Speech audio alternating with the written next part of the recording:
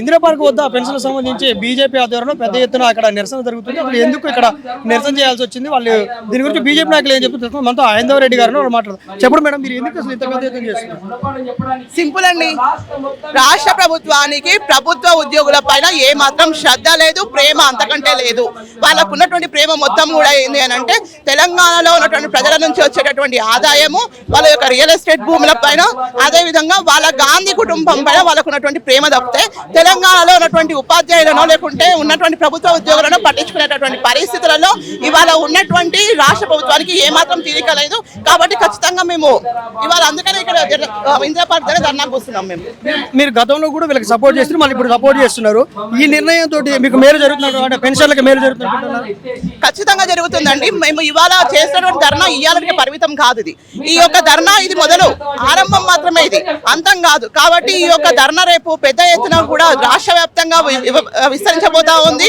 ఖచ్చితంగా రిటైర్మెంట్ ఉద్యోగుల తరపు నుంచి మేము 100% పోరాటం చేస్తాము. వాళ్ళకు న్యాయం జరిగేంత వరకు కూడా వాళ్ళ వెంటనే ఉంటాం.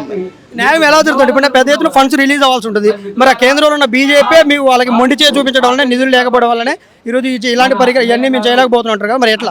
100% రాంగ్ అండి. ఇక్కడ ఉన్నటువంటి నిరుద్యోగులు అందరూ కూడా రాష్ట్ర ప్రభుత్వంలో రిటైర్ అయినటువంటి ఉద్యోగులు మాత్రమే ఉన్నారు. ఇక్కడ ఏదైనా ఉంటే మీరు అది ఖచ్చితంగా మీరు ఏం చేయాలి అని అంటే కేంద్రంకి మీరు వివరించాలి. దానిపైన మొండి వైఖరి వ్యవహరించుకుంటూ లేకపోతే నా ఇష్టం అంటే నేను చేస్తా అని చెప్పేసి నియంత ధోరణితో ప్రవర్తిస్తున్నాడు రేవంత్ రెడ్డి గారు ఇక్కడ.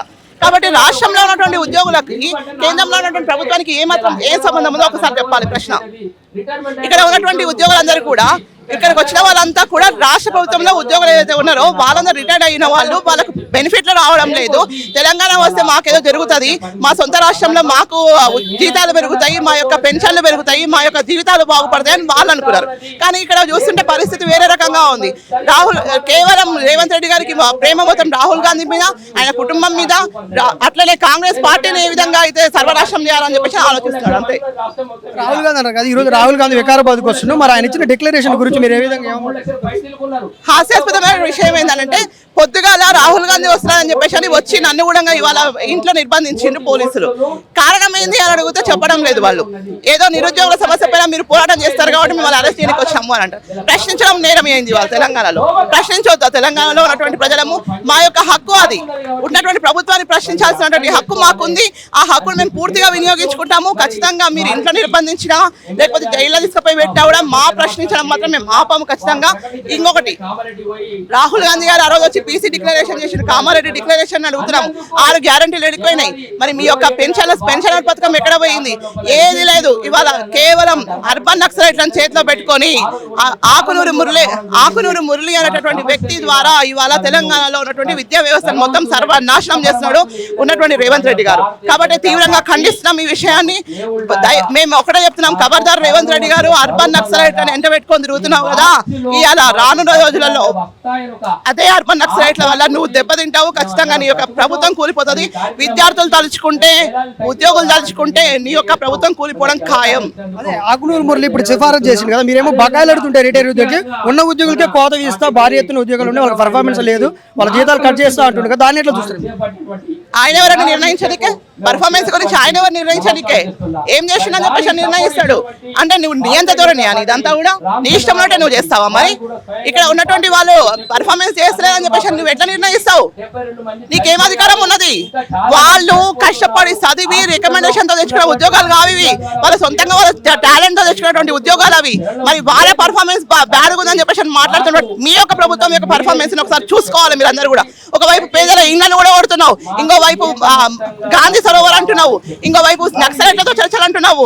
అసలు నీ ప్రభుత్వానికి ఏమైనా క్లారిటీ ఉందా అని నేను ప్రశ్నిస్తున్నా. కాబట్టి ఒక్కటే చెప్తున్నాము, రాహుల్ గాంధీ గారు, ఈడ ఉన్నటువంటి కాంగ్రెస్ పార్టీ మొత్తం కూడా తెలంగాణలో ఉన్నటువంటి పైసలను తీసుకుపోయి రాహుల్ గాంధీ కుటుంబానికి ఇస్తున్నారు.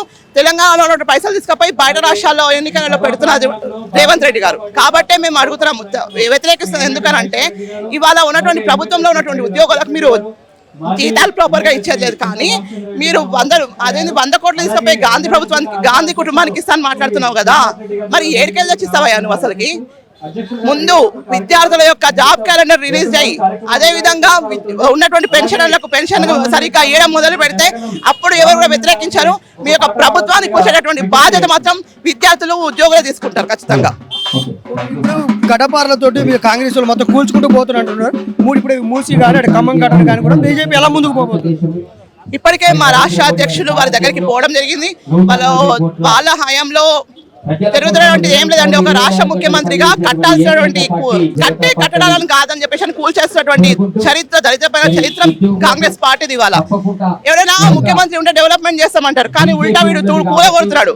అదే పరిస్థితి ఇవాళ తెలంగాణలో ఉన్నటువంటి కాబట్టి ఓటేసినప్పుడు ఒకసారి ఆలోచించుకోవాలి ప్రజలందరూ కూడా, ఎవరికి ఓటేస్తున్నాము, ఎవరికి మనం వేస్తున్నాము, ఎవరు మనకు బెనిఫిట్ చేస్తారని చెప్పేసి ఆలోచించుకొని ఓటేయాలని చెప్పేసి మేము ప్రజలను కూడా కోరుకుంటున్నాం ఇవాళ.